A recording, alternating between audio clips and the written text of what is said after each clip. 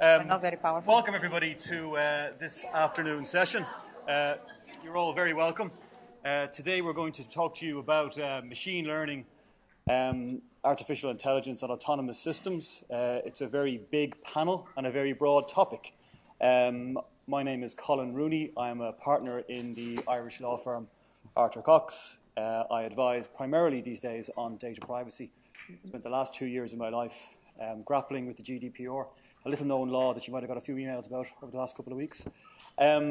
You'll be pleased to learn that we're not going to talk that much about the GDPR on this session. A little bit. Paola's going to touch on some important elements about that, but it's not going to be all about GDPR. A guy I met outside said he couldn't attend this session because he was terrified that it would be about GDPR, and frankly, he's all washed out about on that topic. But no, we've got a very broad range of different issues that we're going to cover in the next hour, or at least attempt to cover in the next hour.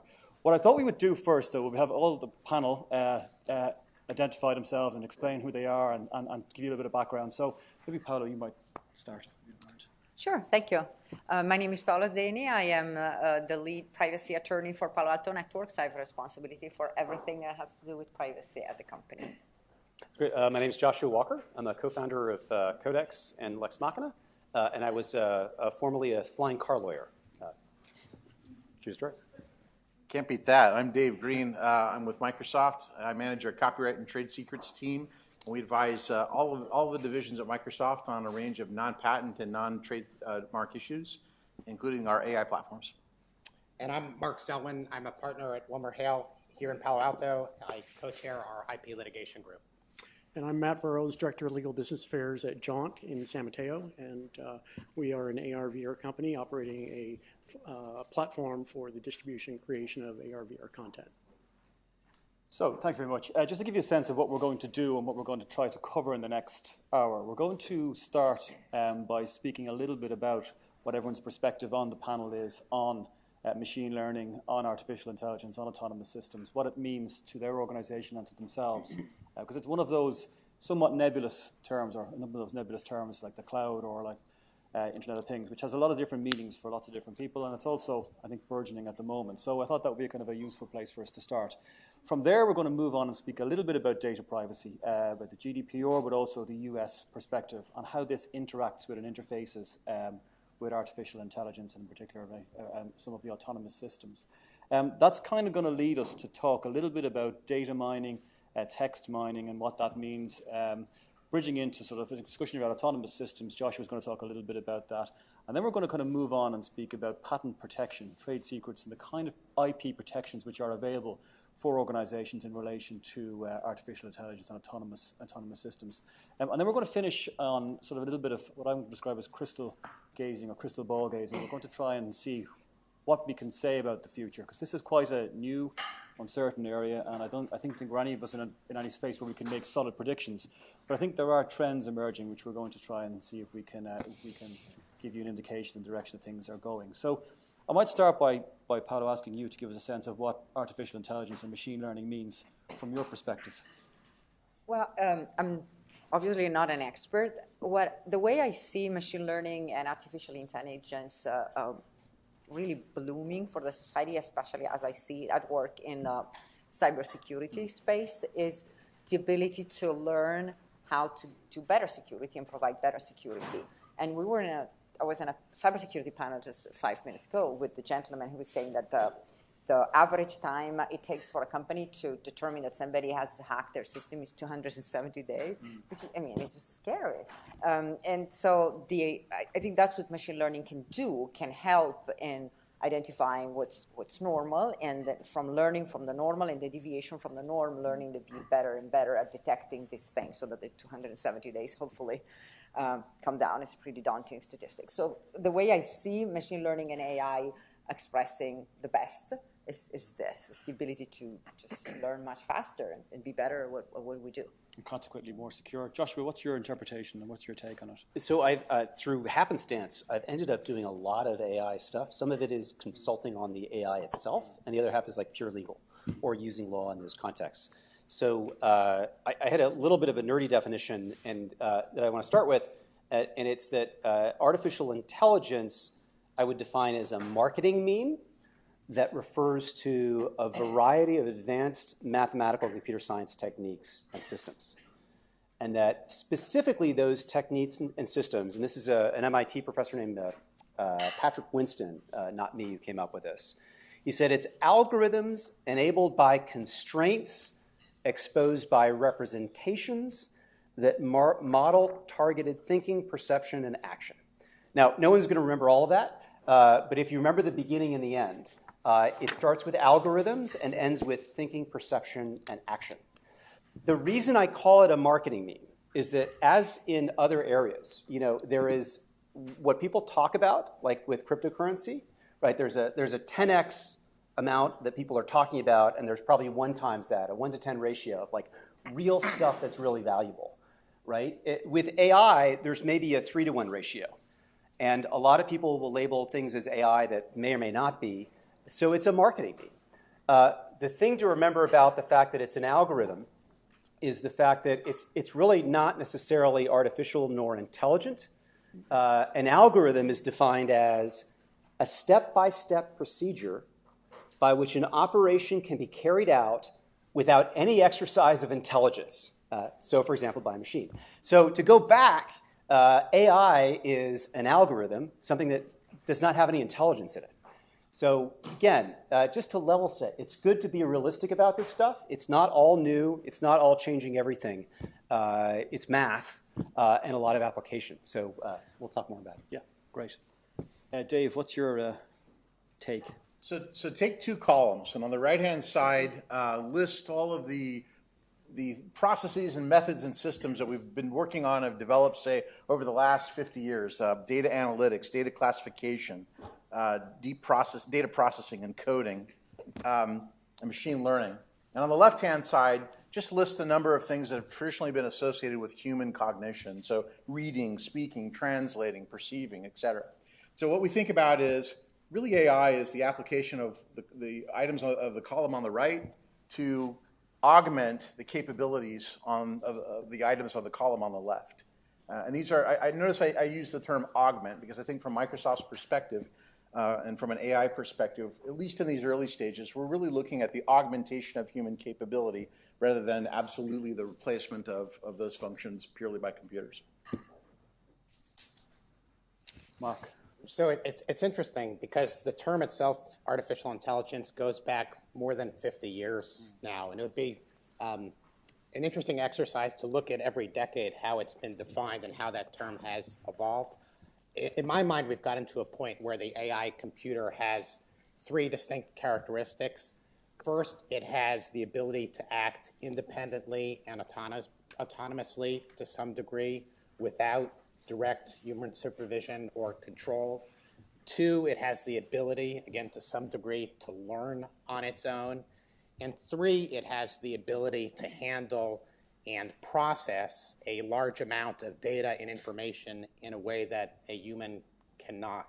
I think we're seeing those characteristics now of the AI computer. All right. So for me, AI is it's an interesting subject.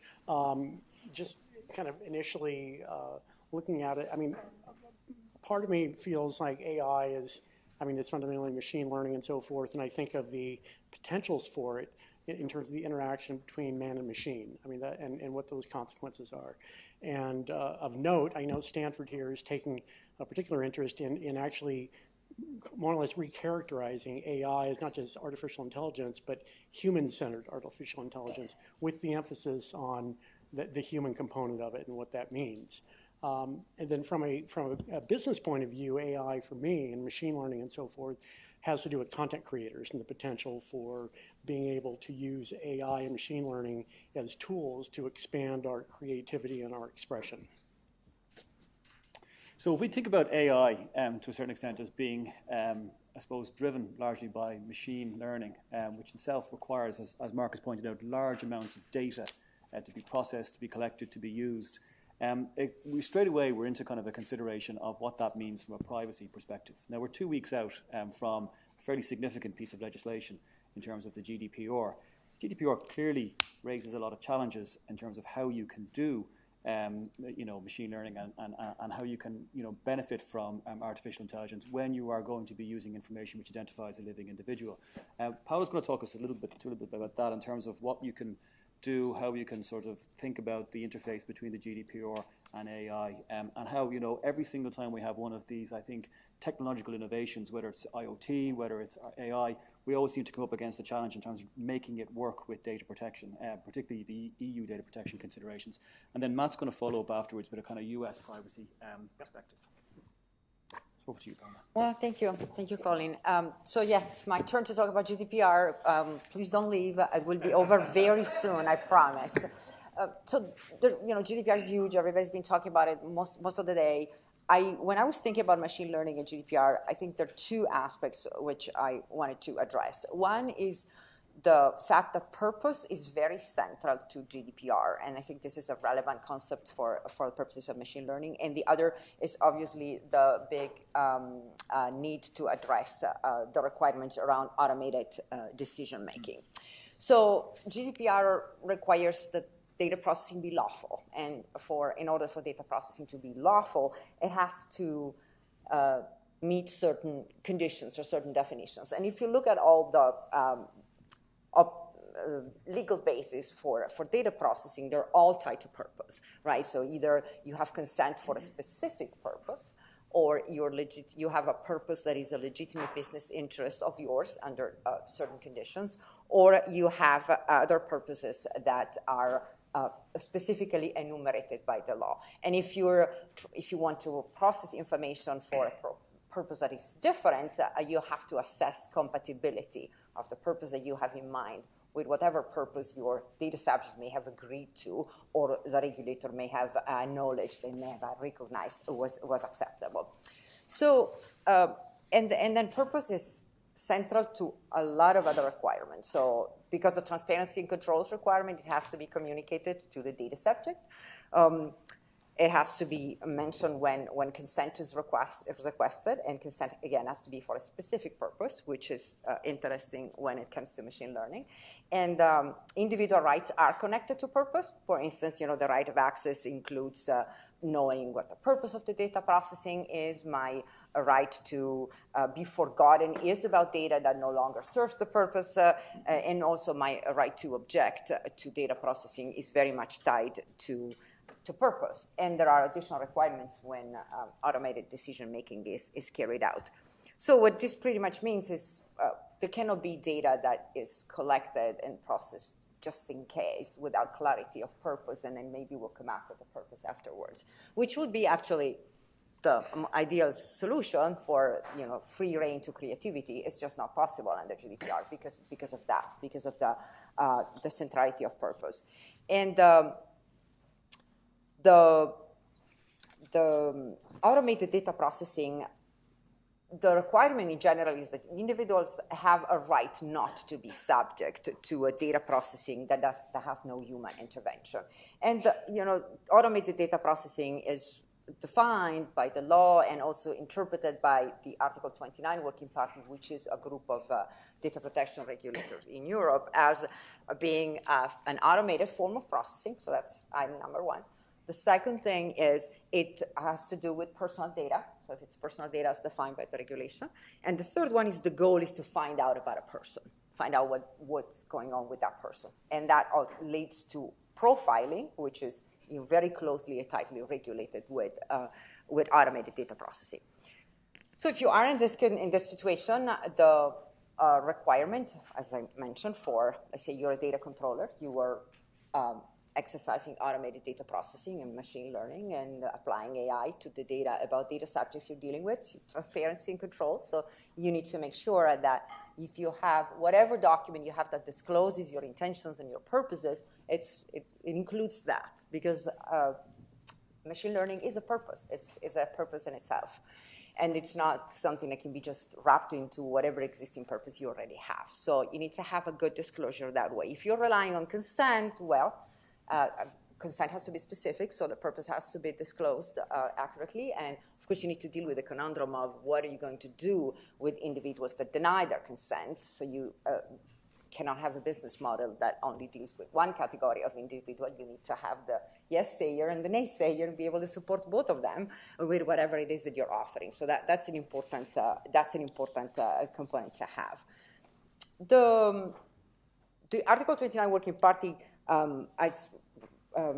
issued an opinion on automated decision-making in February, so it clearly considers that a very important topic. And there's a serious concern that automated decision-making and the profiling that goes with it can have an impact on the freedom of individuals. And though what they provide a significant set of recommendations, but they're particularly specific in describing what kind of information is to provide it to the data subject. And the reality is regulators, whenever they realize that the complexity of technology puts the individual at risk, I don't think we've been able to come up with anything better than telling, oh, the individual has to understand so that the individual can make an informed decision. And so we're kind of pushing it back on the individual to understand what's going on in a world that's getting more and more complicated, and where we actually have, we have to work for a living, so we don't have to read all the privacy policies and all the explanation. Nevertheless, because of the concerns around the impact on the freedom of people, the expectation is that there shouldn't be any complex mathematical explanation, but that individuals should understand what kind of categories of data are being processed about them, why that data is important and pertinent to what the organization and company is doing. How's your profile? How is it built? And possibly providing the possibility of self-serving information about one's own profile and understand what an organization is processing in terms of automated information. Having a possibility to check that profile. And also, obviously, having a good ability to understand how what kind of decisions my profile is driving for me, because the concern here is obviously that whatever information is collected on me and generated and processed will enable judgments about me and possibly prevent my access to services or to benefits or to work or to resources, financial resources, for instance. It is as if, if I were speeding on the freeway, which, I'm Italian, so I never do that. If instead of being caught just on my going faster than allowed, the fine that could be imposed on me could be based on everything that I do on the road and I've been doing on the road, right? So that would be something that impacts the fine that's applied to me beyond what's the specific behavior in that situation, that circumstances. So that's obviously scary. And in those moments, it makes me thankful for GDPR, even though it is, a fairly complex piece of regulation. There is one other piece I want to make sure I mention. So automated data processing, you have to disclose that. You need to have your permissions. You also have to apply privacy by design, because that's another requirement of GDPR, which is very all-encompassing, because it pretty much requires that you embed criteria such as data minimization in whatever you do with the data. So reconciling a business model that leverages large volumes of data and large amounts of data with the requirement to apply data minimization and use only what is necessary and proportional for the specific purpose, yeah, that's interesting too, right? And so because GDPR requires to document compliance, companies pretty much are in a position in which they have to be able to show that not only they provide a certain notice, they collect a certain consent, but they also have to have a documentation that they went through a data minimization exercise. They did determine that this automated decision making is based on data that is really proportional to what they need. So the interest to have more data and be able to mine more data is really in tension, if you want, with data minimization. Great. Okay. So we can see straight away that the European Union puts great store in transparency, the idea that you can explain to an individual how an AI system works, which we'll come back to and talk about whether that's realistic or not. And secondly, it kind of puts a sort of a lot of faith in the idea that the decision-making by the human will be better than the decision-making by the individual, which again is probably something which is open to question, if not challenge. Tell me, Matt, that you've done it differently in the US and it's a little bit more straightforward. Great. That's a good transition. So what I would like to do is just kind of outline a few of the key areas where I see AI and machine learning applying to U.S. and United States law as a whole, and then also as applicable to state law. But to put that into context, I think it's important to realize when we're talking about machine learning, we're talking about massive amounts of data that are flowing into the system. And that's something which is, in many senses, a new frontier for many of us, particularly working off of, say, dealing with personal data versus, say, de-identified data, where the data can be just massive. So that distinction is really helpful, or that concept is helpful to know when we look at U.S. law and state law, that we're really talking about this massive amount of data and how does it fit within our system.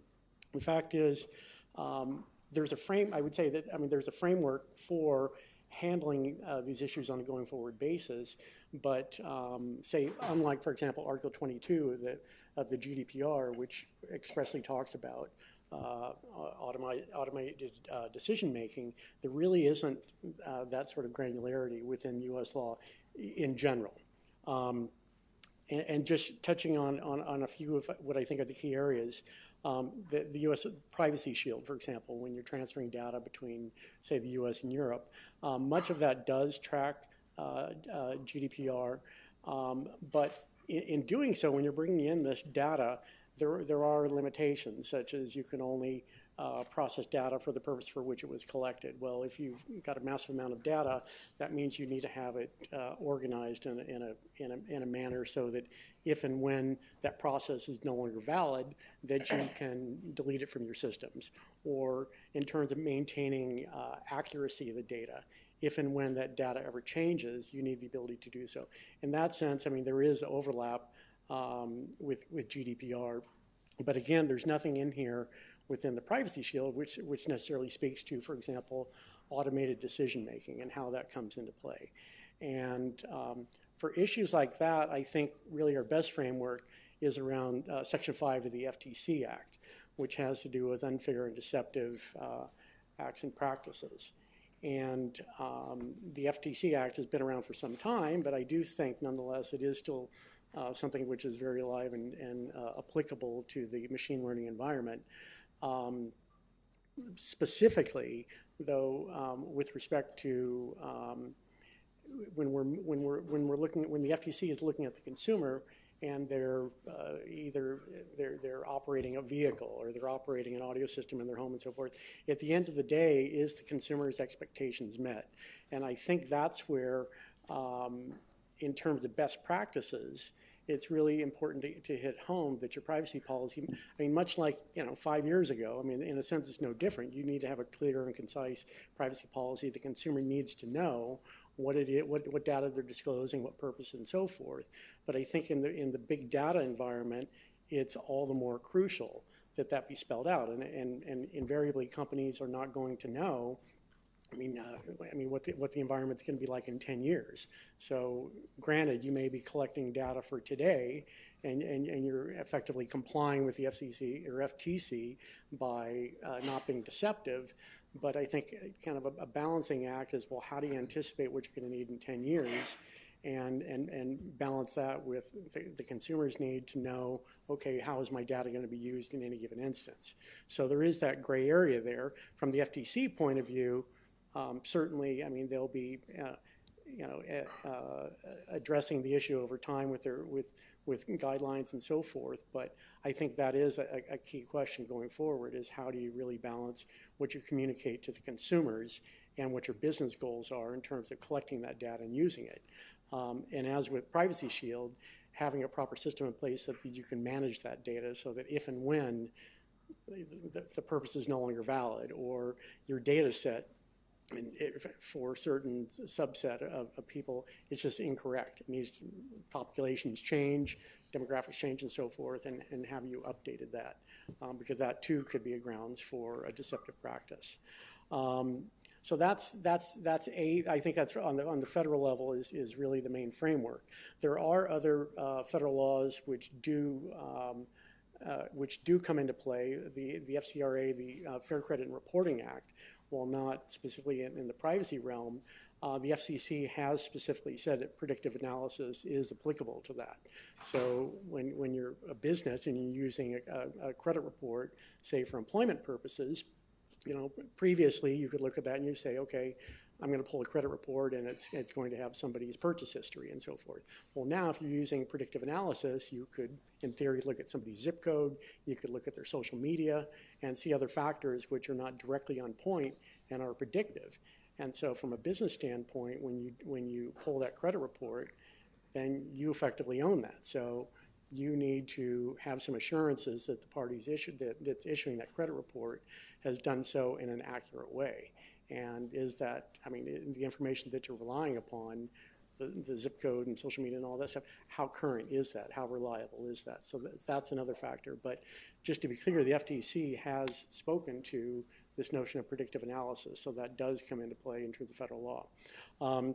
Other areas in terms of federal law, COPPA, the Children's Online Privacy Protection Act, is another one where, again, it doesn't speak to it directly, but a party can, to the extent they do have the appropriate consents, can only retain that information for so long as it achieves the purpose for which it was originally collected. So again, in a big data environment where you're collecting massive amounts of data and you want to be able to make projections and so forth on a going forward basis, well, if you've polled, say, a large segment of children and that's now going to be part of your model on a going forward basis, unless that data is ultimately de-identified, which is its own issue, you need to have a proper system in place to manage that as well. So again, in terms of best practices, just have a retention policy or something tied to, in the instance of children, how long you're going to need it for. If it's a product line or whatever it is, just make sure that you're only retaining that for so long as you actually need it. In terms of HIPAA, I think HIPAA is a case where it's very granular in terms of the disclosures and where that can go.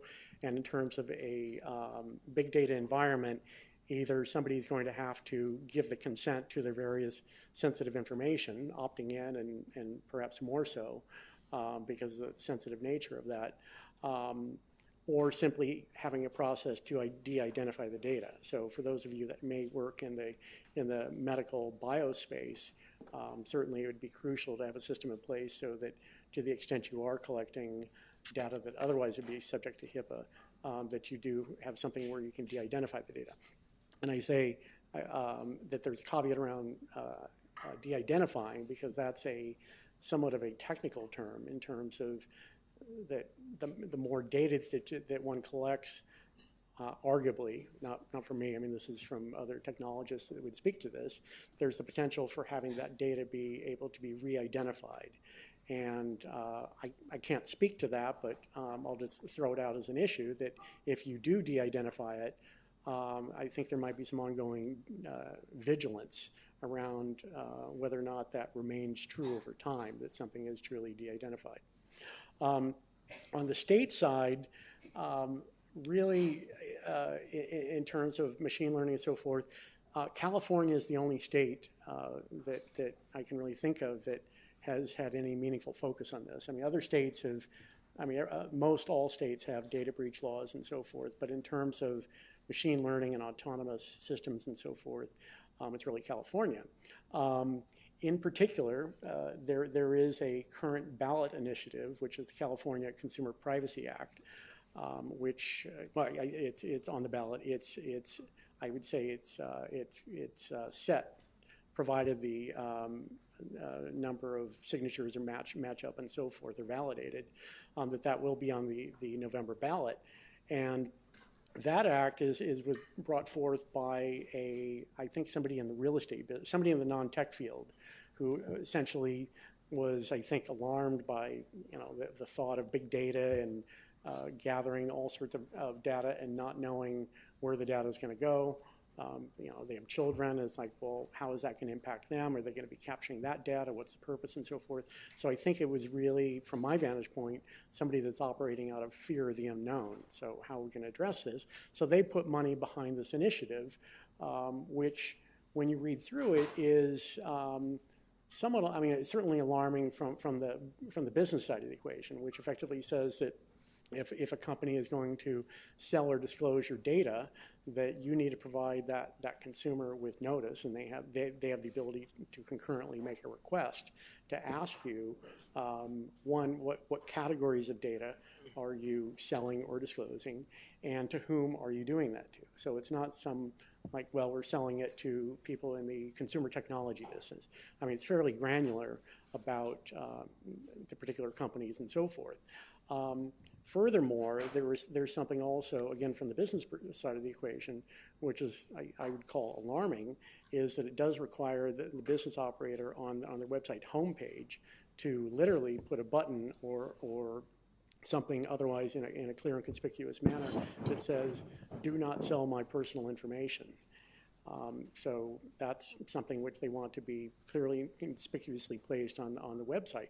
Well, if you're in the business of using data for for your own business purposes and so forth, then that's something, if this did become law, that you would have to address. I think we might just probably move on now to the IP issues as well, just in the interest of time. So obviously the regulatory issues do throw up some difficulties, different difficulties depending upon whether it's an EU or US perspective. I think, though, Dave, you've looked at this from a sort of a data mining perspective, if you want to talk to that. Yeah. So I have a lovely, beautiful slide that's so large it couldn't actually fit on whatever it needed to do to be. So we're going to play a game. This is untested, okay? So just be careful. Do we have your consent? Please, consent given. All right. Imagine that you are a self-driving car. You're a self-driving car. You've got one job. You've got to get your passenger to their intended destination without killing, injuring, or harming the passenger, those around, or the property of others. That's your job. Okay? Let's close our eyes. I want you to look out through your windshield of the car that you're driving to work. You're driving along. What's on the right-hand side? Shout it out. Come on. Bicyclist. You got a street. You got buildings. What else? What's on your left? Okay. Bus. Okay. Now you're driving in England. What's on your right? Oncoming traffic. What's on your left? Okay. Now you're driving in rural Midwest. What's on your right? Cows. Farm. Okay. Thanks. Okay. For an autonomous car to be able to perform all of those tasks so that it accomplishes its one job in the best possible way, it needs a lot of data. It needs a ton of data, and it needs the most diverse data possible. Give you an example. To simply recognize the difference between one object and another object, that this might be a bottle, or at least that it's not a computer bag, you need about 10,000 images. To equate to close but not better than human cognitive capability, you need about 1 million images.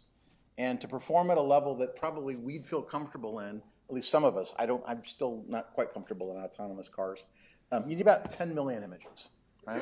Those images need to have been identified and what's called normalized, which is they've got to be identified, they've got to be taken, and the objects in those images have to be specifically notated and identified.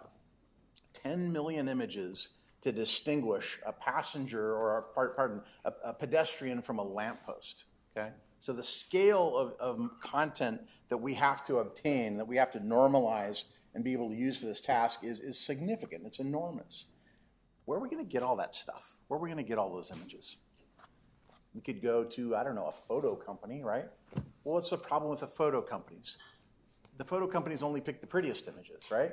The ones that look great under light and are useful for marketing and show wonderful, beautiful scenes, some of which are very unrealistic in terms of what we encounter. And so you need such a diversity of content, and you need it at such a scale that it's not anything that's really license addressable at some stage. So for example, Skype Translator can translate in something like 57 different languages and potential dialects. What's a great source of translation material? Well, Google told us what that was. It's books. That's why they scanned all those books, right? They didn't scan them to be read by humans. They scanned them to be read by machines. And when you have a book that is available in multiple translated copies in multiple languages, you've got a really great starting point for a data set around language translation. The trouble is nobody speaks like books read, okay? So you need videos, you need viral videos, you need YouTube videos, you need vacation shots, you need in slang, not just perfected speech. When you have that material at that capability, and when you have enough material, you can overcome really the errors that are introduced by lack of perfect data. So when a Tesla car crashes, at least in today's day and age, when it crashes into the thing it was supposed to avoid, do we say that the car is defective? No. The car is suffering from data bias, right? It doesn't have enough data. If it had enough data, it can make that determination. It can perform its task more efficiently. So the problem that we have at this very early stage of artificial intelligence is we've got to take all this wonderful machine addressable data, machine addressable. If it can't be perceived by humans, it's no good, okay? We have to cram all of that in, and through a process called text and data mining, we extract information and facts from that content. We use that extracted content to inform. That's machine learning. The process of machine learning is to really get machines to emulate human cognitive abilities, right? And with that combination of text and data mining and machine learning, we can then begin to see the start of artificial intelligence that performs at a level that's acceptable to us, right? So in the United States, we have lots of different issues that are stopping us from potentially accessing all of the data in order to avoid this data bias problem. By the way, we've experienced ourselves some really, I don't mean to throw this all on Tesla. Did y'all hear about a bot we had called Tay? So Tay was a chat bot. We introduced it. We threw it out there. Within about 48 hours, a lot of the hackers and programmers realized that if they just simply interacted with very racist sentiments and profane sentiments, Tay, that was Tay's data source. So all of a sudden, this notion is that Tay, within about 48 hours, we had to yank Tay because she started spewing some really racist, profane information. And it's not fair to say that Tay was racist. It's just fair to say that the data that Tay was fed was imperfect, right? So of all the things that could stop us from, and stop all of us in this room from accessing the best possible data source that we have, I'm sure privacy is one of them. I'm an expert in some things. I'm not an expert in privacy, so I'm thrilled that we have these folks here. One wouldn't think that copyright law would be an obstacle. Like, what does copyright have to do with data analysis? Well, to copy all this content, you got to reproduce it, right? You have to make copies of it. And you can't just make copies temporarily, because if you copy them temporarily and there's an error, and you have to go back and do your analysis and verification to figure out what produced that particular error, you need to go back to a known data set. This is going to become really, really relevant when we start talking about liability, right, and how to allocate liability across AI. So in the United States, we're really lucky because we have, thanks to Google, thanks to the folks at HathiTrust, even thanks to small startups like TVIs, we have companies that have decided to take a risk and copy material that may be protected by copyright, or that clearly was protected by copyright. And in doing so, they committed an act of reproduction, right? They reproduced the work, but they reproduced it for what purpose? They reproduced it for what in the United States would be perceived as a transformative purpose. They weren't consuming or utilizing it or reproducing it for its creative expression. They were using it so that they could extract information, right? They were using it for the same reasons you and I use it when we look at any particular work, not necessarily to be informed or entertained, but to simply understand. That's what machine learning is. It's getting computers to understand the world around them. So we've got these 3 or 4 or 5 cases that talk about transformative fair use. So in the United States, we feel pretty comfortable that at least we can ingest this material as long as we don't display too much of it or distribute to third parties too much of it and impact the market for licensing that particular material. But we don't think too hard about the market for licensing that material to begin with, right? We understand that it's very difficult. If all material that was to be reproduced for machine learning purposes required a license, that's too much material in the world. This is not license addressable. You might be able to come up with some sort of compulsory scheme. But again, I think from our purposes in copyright law, we understand that typically the scope of copyright doesn't extend to give a copyright owner the right to allow you to understand a particular work. They simply give you the right to reproduce, to prepare derivative works, et cetera, for copyrightable purposes, but not for machine learning purposes. So why is this a problem? I mean, it sounds like we've got a great deal here in the States. Everything's great. Well, guess what? Most of the world's addressable data, is not all in the United States. A good chunk of it, and for purposes of diversity and for avoiding biases, it's all over the world. So what's happening is a really interesting thing. You've got countries like Japan, you've got countries like China, you've even got countries like Singapore and hopefully Australia who are at least entertaining the notion of doing text and data mining and saying that that activity is outside the scope of copyright. And then you've got Europe. So Europe introduced a text and data mining exception, and they made it permissible for non-profit research by non-commercial entities. Anyone here that advises researchers or that does research, there's no such thing, right?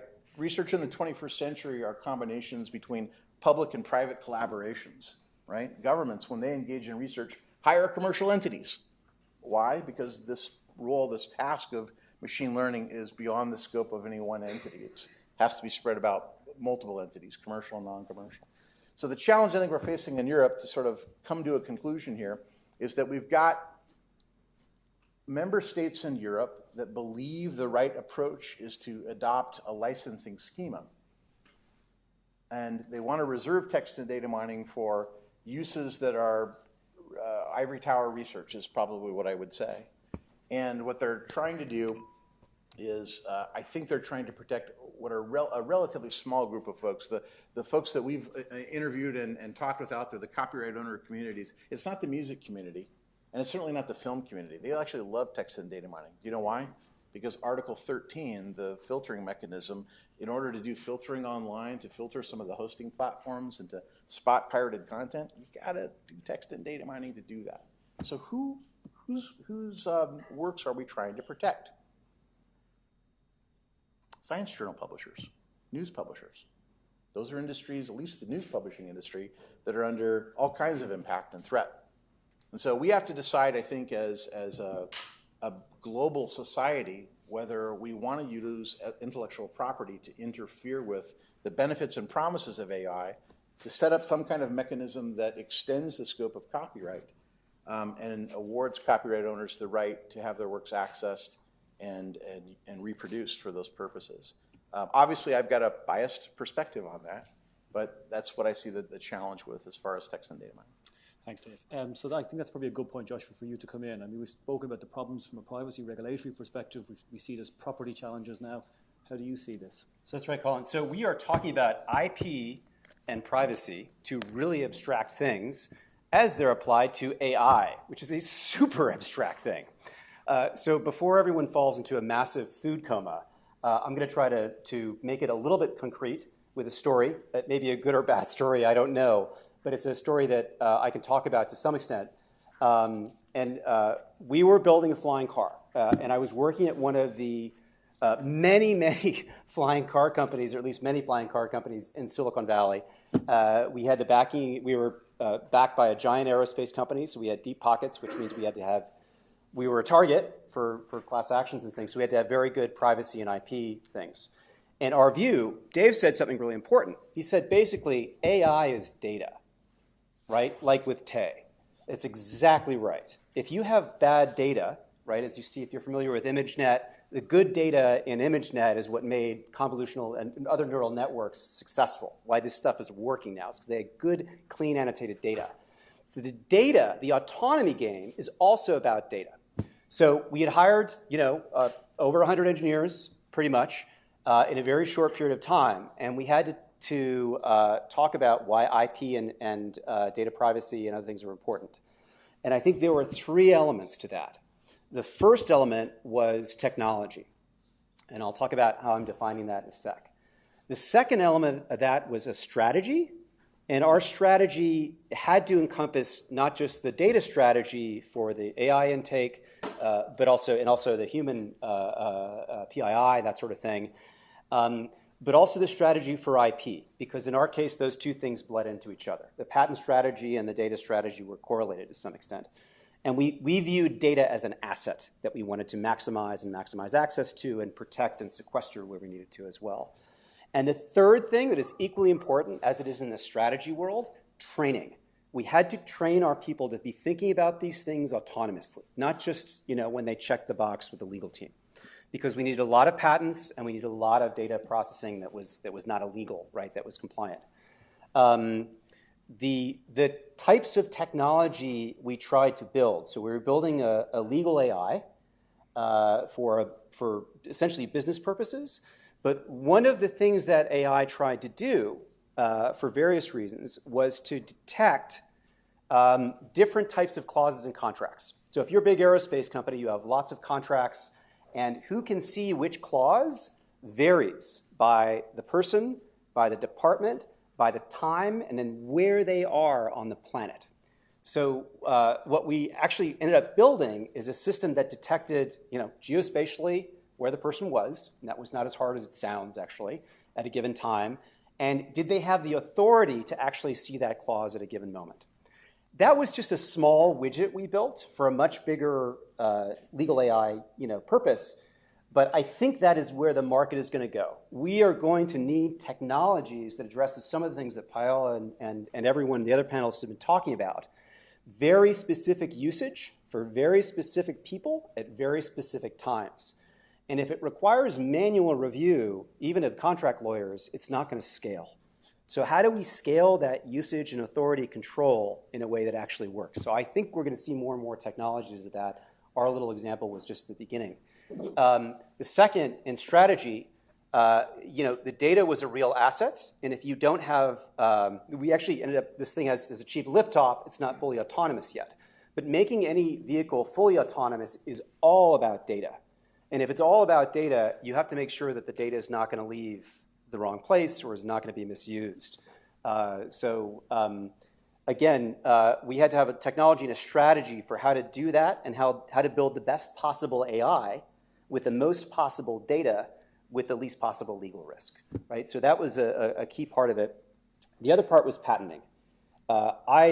Certainly in the drones area, but I'm sure also in the autonomous vehicles, generally areas, we might not see the kind of patent wars we've seen in mobile, but we're going to see a fair amount of activity, both from licensing entities and from others. And one of the things we found, Mark Lemley led a group here that did a lot of very systematic studies on patent litigation and patent litigation outcomes, specifically for software. And so one kind of concrete takeaway I'd give the folks here is that when we analyzed every single software patent case outcome for about a period of 10 years. One of the things we found is the patents that tended to be more valuable were not the algo patents. They tended to be the ones that touched commerce. Those types of patents tended to get more play with juries. They can understand it. And they tended to get invalidated a lot less. So lots to talk about, but I'll cede it to questions. Yeah, no, thanks very much. So I think we might move on now to talk a little bit, Mark, about patent protection in a practical sense, in the sense of what can it do in this space? Is it available? When is it not available? I know there's been some recent developments that you're going to touch on that. Sure. So AI is raising very difficult issues for patent law, and I think we can expect it will sure to continue to do so. I'm going to address briefly two broad issues. The first is, how do you draft a patent claim that covers the AI invention, or for that matter, can you? And second, what if the AI invention is not created by a human being, but is in fact created by a computer? And I'd like to start, if I could, by commenting on an interchange that occurred between Senator Harris and our new director of the Patent Office back in April at a Judiciary Committee meeting. It was the new director's first instance of meeting the Judiciary Committee. And Senator Harris said, congratulations on your new position. Let me ask you a question. I'd like to talk to you a little bit about artificial intelligence and this decision called Alice and patent eligibility issues. And she said, E equals MC squared. Is that patentable? And he said, no, of course not. That's a law of nature. And then asked the question, well, what about algorithms that are mathematical representations of laws of nature? And he responded, I think, in a way that was quite interesting. He said, so this is one place where I believe courts have gone off the original intent.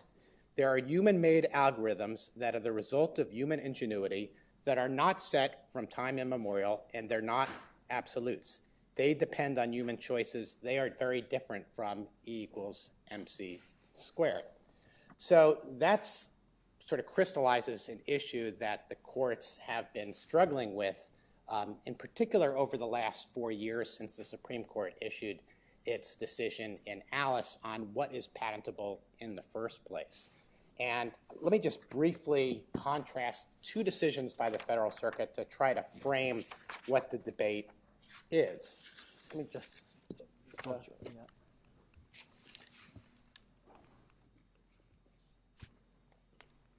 go two more. Oh, thank you. So the first is McRow. In this case, claimed an invention that automated a 3D animator's task essentially by applying a set of rules. And the debate between the parties here was the plaintiff said this created something tangible, a tangible product. It resulted in an improved product. And the defendant said, no, you're just making the process faster with this set of rules. The Federal Circuit looked at this and said, no, this is not abstract because the rules had specific requirements and meaningful requirements. And the Federal Circuit drew a contrast between the incorporation of the claimed rules and the use of the computer and said this is really development of new rules, not merely making something faster. Contrast that with the decision in Electric Power Group. These two decisions were about a month apart. This decision involved a patent that was about real-time performance monitoring of an electric power grid and essentially involved the collection and analysis of a large amount of data. Here the Federal Circuit said, no, that is not patent eligible. That is abstract. All you are doing, the Federal Circuit said, is collecting a large amount of information and you're analyzing that information in a series of steps. And the Federal Circuit here drew a contrast between mere organization and analysis of information, which it said was not patent eligible, and something which changes the character of information, which it said could be patent eligible. So I think we're starting to see glimmers of a path to patent eligibility of AI, but it's a narrow path. I think what the decisions point us to are a few lessons. One is that a use of a set of rules to improve a technological result can be patent eligible, but you better be sure it's the rules and not the use of the computer that is causing the improvement. I think the second lesson is that if you're merely trying to patent collection, analysis, display of data, that's not going to cut it unless you can point to a non-conventional use of a computer, either the arrangement of components or something about the computer you have created being different from the prior art.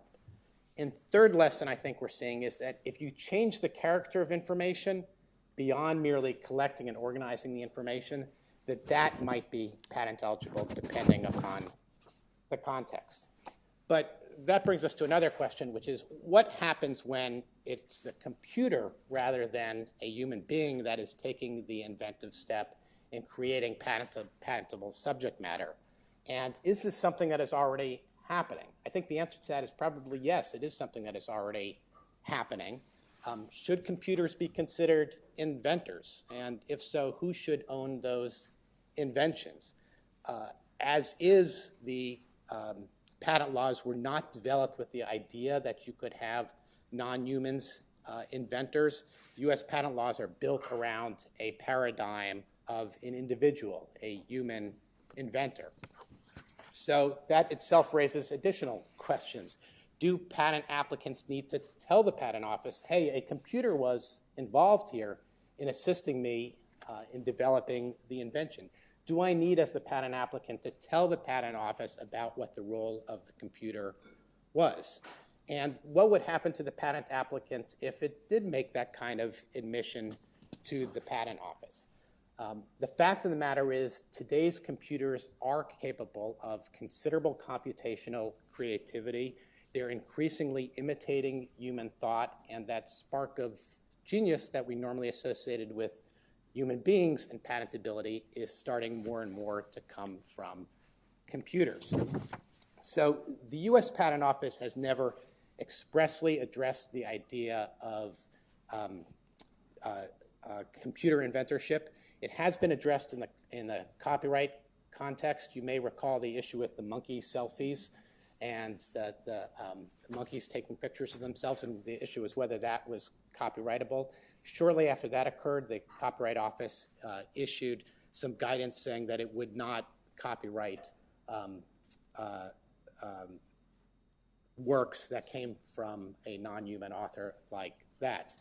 But in the context of the U.S. patent law, the law is not currently structured to allow computers to be inventors. Named inventors must be individuals. The statute talks about whoever invents or discovers, not whatever invents or discovers. And the whole notion of conception in patent law is described as referring to the formation in the mind of a definite and permanent idea. To perform the mental act, inventors must be natural persons.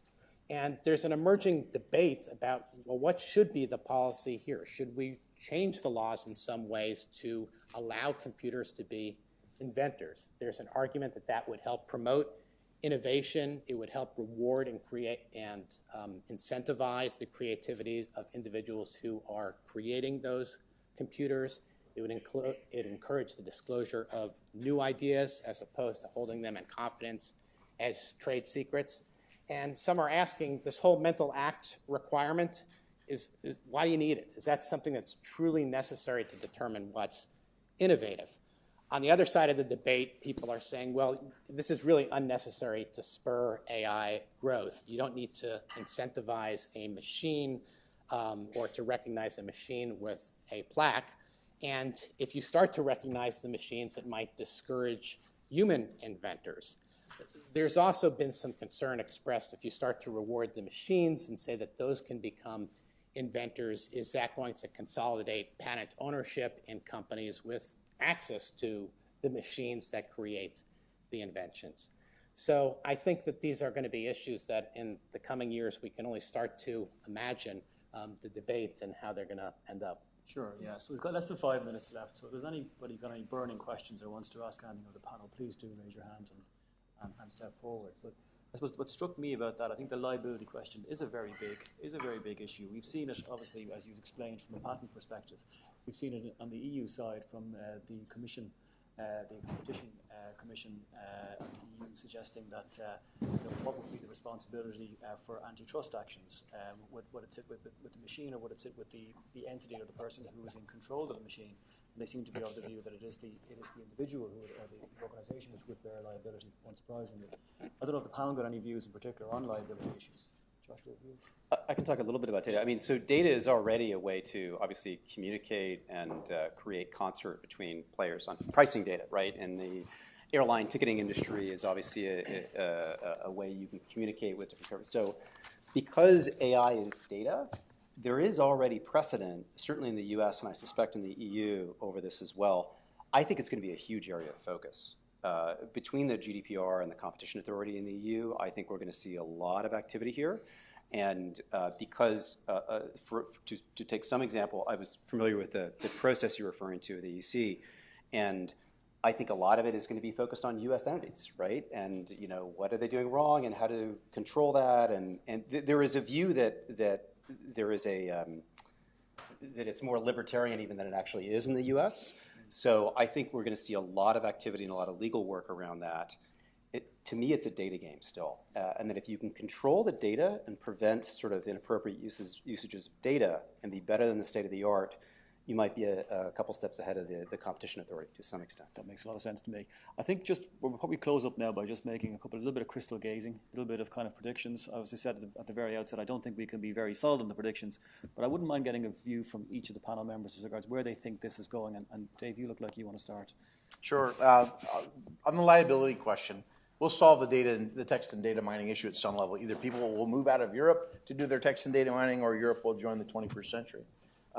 With respect to liability, I think it's going to be much more challenging. We spent 20 years from passage of the DMCA to try to allocate liability amongst relatively simple scenarios where you've got a user, you've got a platform, and you've got some potential intermediary in between. And I think if you understand the way that AI is likely to be deployed going forward, it's not going to be that simple. You're going to have entities that create data sets, and those data sets will be licensed to entities that create cognitive services and licenses those cognitive services out. You'll have developers that build on top of those cognitive services, and you'll have layers and layers and stacks before the end user ends up getting involved or before some illicit actor downstream becomes involved. So I would say this, which is with respect to IP liability and more particularly copyright liability, we're in for a wild ride. I think of the folks in this room, particularly those that are just starting their legal career. The next 20 years will be sort of like the last 20 years of online platform liability, only with respect to AI, and it'll be more challenging. Is that how you see things, Matt? Excuse me? Is that how you see things? Actually, I mean, from my vantage point, really the great unknown is on the privacy side.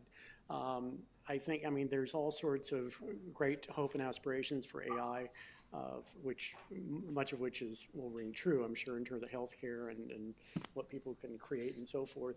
But on the privacy side, I do think I would throw caution that businesses do need to be sensitive to their customers so that there isn't really a massive backlash against this, and so that customers' expectations are met on a going forward basis, and be it de-identifying information or simply being upfront about the consumers about where the data is being used. So I think just going forward, that is right now, I mean, we're somewhat in the development stages, but I think if there's something that kind of puts the brakes on things, it's a perceived misuse of personal data. How about you, from your perspective, Mark? What do you see as the way forward? So on the patent front, I think that there is a place for patentability and the AI invention, but it's going to require a little bit of a shift in thinking about the way people prosecute their inventions. For a long time, people have tried to prosecute as broadly as possible and to use terms that are general and some may say abstract. That's going to have to be reined in and made more specific and precise, and I think that's one of the lessons of these cases that we're seeing. But I think if there's not a place for patentability of AI in the US, well, then other countries are going to find a place for it. It's going to put us at a disadvantage. Before I let Paolo finish off, Joshua, do you want to add anything else at this stage? Yeah, sure. Just very quickly, there's a lot of talk about the singularity. Yeah. I think the great certainty is uncertainty. Yes. We have no idea what will happen with lots of intelligence systems or things like that. We have no idea. To prepare for it, having legal AI to help scale what we're doing. So. And Paolo, I'll give you the last word. I think to follow your point, I think what is certain is that entities will do a lot of wrestling about who gets to make decisions about the data. So I think that a lot of the privacy issues will be between processors and controllers, and I'm not sure that data subject is going to be center stage in those discussions. I fully agree. Okay, thank you very much, everybody, and thanks very much for your attention.